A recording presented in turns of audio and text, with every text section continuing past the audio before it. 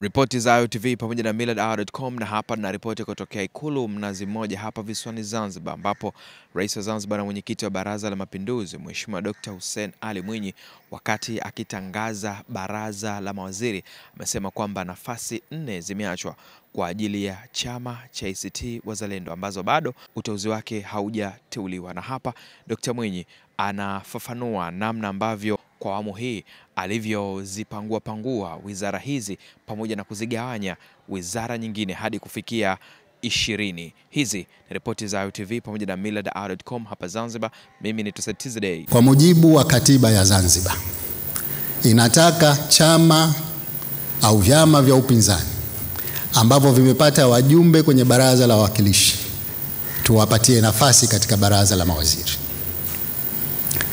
Na kuna formula yake ni kwamba idadi ya vyama wanavyopata, idadi ya viti vya uwakilishi wanavyopata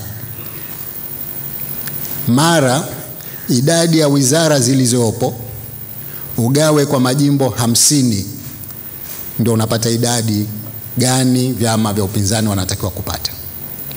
Sasa chama pekee kilichopata viti ni chama cha ACT Wazalendo, wamepata idadi ya viti 10.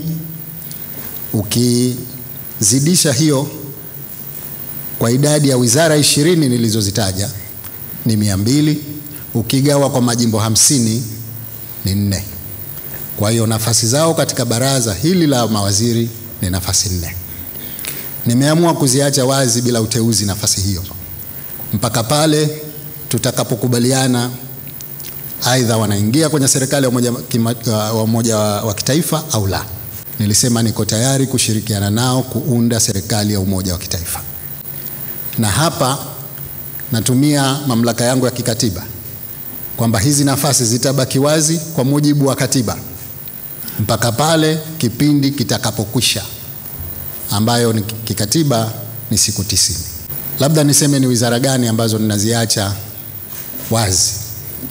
Ya kwanza ni ofisi ya makamu wa rais, ofisi ya makamu wa kwanza wa rais. Ya pili ni wizara ya biashara na maendeleo ya viwanda. Ya tatu ni wizara ya afya. Na ya 4 ni wizara ya utalii na mambo ya kale. Hizi 2 walikuwa nazo katika kipindi kilichopita. Biashara na maendeleo ya viwanda na afya nimeamua zibaki. Lakini nimeongeza 2, ofisi ya makamu wa kwanza awe na mtu kutoka kwenye chama chake akipenda.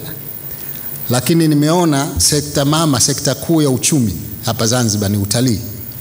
Basi tuwe na goodwill, sekta kiongozi tuwape wao. Tumeongeza wizara 2.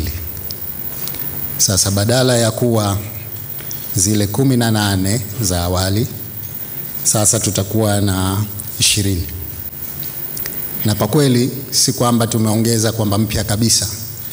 Hapana, tumeziondoa kutoka katika wizara ambazo zilikuwepo awali, tukazitengenezea wizara peke yake kwa umuhimu wa majukumu yake.